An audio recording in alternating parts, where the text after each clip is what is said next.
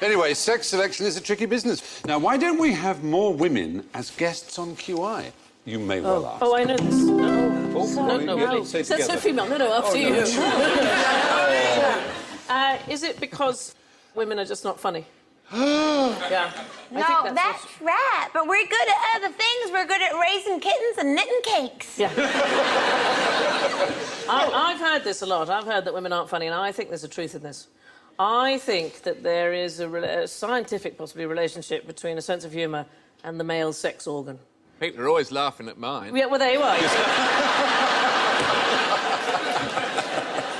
Is this to do with the fact that people always say there aren't as many female comedians as there are men? Because you know what? There are loads of female comedians. It's just that we just don't see them because they're systematically rounded up and kept in a pen just outside Harwich. Yes, Harwich. But you can go and see them and you can adopt them online. Yeah. And you can go and you can visit them and you can feed them lines and you might get a joke back sometimes. And then sometimes some of them escape and they disguise themselves as male comedians. But you can always tell which ones the male comedians are, the ones with the beards. Just like Life of Brian. Bill Bailey. Bill Bailey. Clearly a woman. But you know, it's really rare to be allowed to sit next to a female comedian. I don't know what they're worried that our cycles will suddenly synchronise or something. I'm not. I'm in disguise. I'm Rory Bremner. I'm doing... I'm hello. actually... Is it because once you get them started, they don't shut up?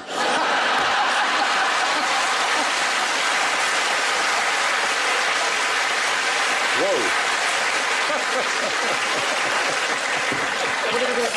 Oh, I say.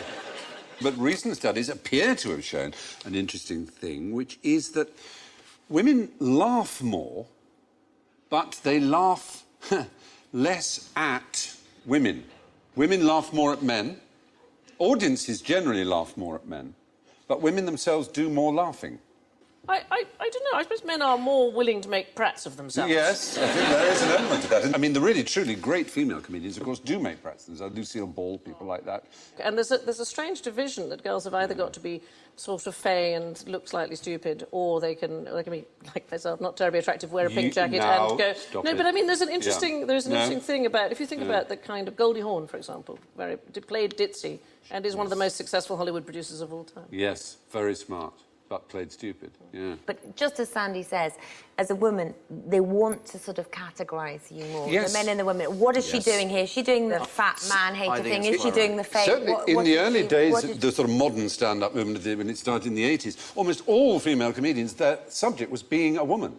Whereas male comedians, their subject was not being a man. In other words, women were treating themselves as if they were a minority.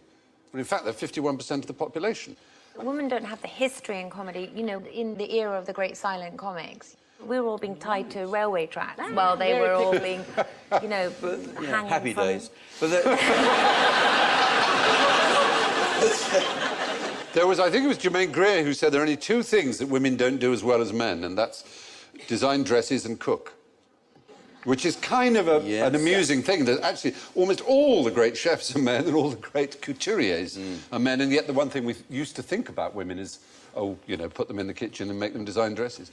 So, according to an American study, if we had more women on the show, the panel would laugh more, but the audience would laugh less, perversely.